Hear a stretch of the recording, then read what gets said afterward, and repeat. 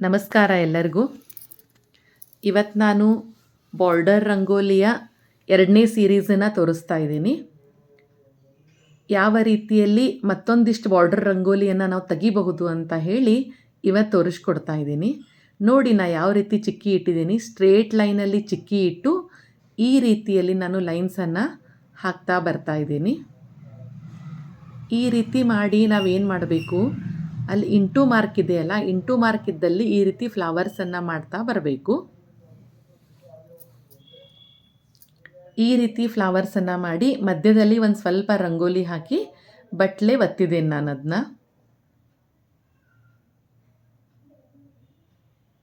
ಇದೇ ರೀತಿ ಎಲ್ಲ ಖಾನೆಗಳಲ್ಲೂ ನಾನು ಫ್ಲವರ್ಸನ್ನು ಮಾಡ್ತಾ ಬರ್ತಾ ಇದ್ದೀನಿ.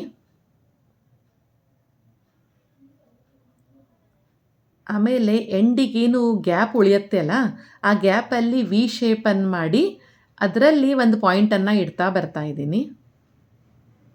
ಇದು ರಂಗೋಲಿ ತೆಗೆದ ಮೇಲೆ ತುಂಬ ಸುಂದರವಾಗಿ ಕಾಣಿಸುತ್ತೆ ಬಾರ್ಡರಿಗೆ. ನೀವು ಇದನ್ನು ಎಲ್ಲಾದರೂ ತೆಗಿಬೋದು. ಈ ಬಾರ್ಡರ್ ರಂಗೋಲಿಯನ್ನು ರಂಗೋಲಿ ಹಾಕುವಕ್ಕಿಂತ ಮೊದಲು ಹೊಸ್ಲದ ಮೇಲೆ ಅಥವಾ ಕೆಳಗಡೆ ಬಾರ್ಡರ್ ಕೊಡೋ ಮುಂದೆ ಈ ರೀತಿ ರಂಗೋಲಿಯನ್ನು ನೀವು ತೆಗಿಬಹುದು.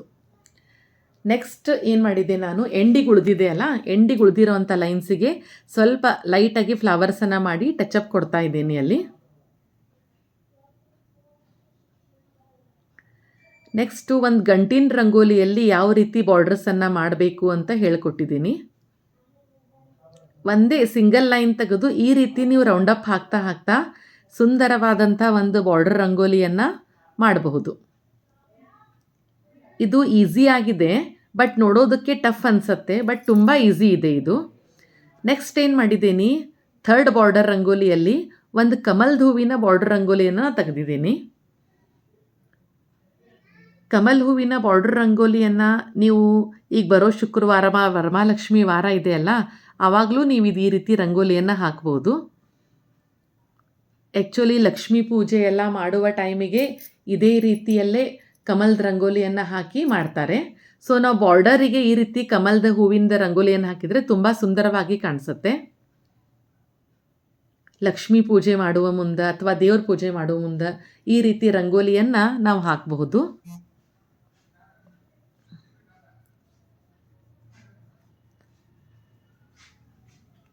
ಆಮೇಲೆ ಸೈಡಿಗೆ 2 ಮೊಗ್ಗುಗಳನ್ನು ಮಾಡಿಕೊಂಡು ನೆಕ್ಸ್ಟ್ ನಾನು ಏನು ಮಾಡಿದ್ದೀನಿ, ಇನ್ನೊಂದು ಕಮಲ್ದ ಹೂವಿನ ಕಂಟಿನ್ಯೂ ಮಾಡ್ತಾ ಇದ್ದೀನಿ.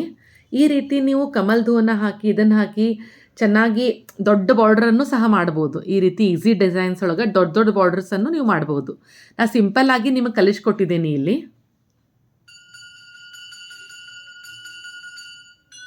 ನಾನು ನಿತ್ಯವೂ ನಿಮಗೆ ಈಗ ಒಂದು 3-4 ದಿವಸ ನಾನು ನಿತ್ಯವೂ ಬಾರ್ಡರ್ಸ್ ರಂಗೋಲಿನ ಯಾವ ರೀತಿ ಮಾಡೋದನ್ನು ಅಂತ ಹೇಳ್ಕೊಡ್ತೇನೆ ನಿಮಗೆ. ನೀವೆಲ್ಲರೂ ಈ ರಂಗೋಲಿಯನ್ನು ಕಲೀರಿ.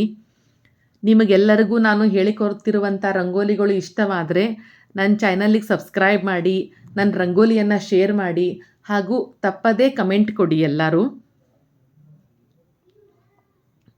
ನನ್ನ ರಂಗೋಲಿಯನ್ನು ಪೂರ್ತಿಯಾಗಿ ವೀಕ್ಷಿಸಿದ್ದಕ್ಕೆ ತಮಗೆಲ್ಲರಿಗೂ ಧನ್ಯವಾದಗಳು. Thank you everyone.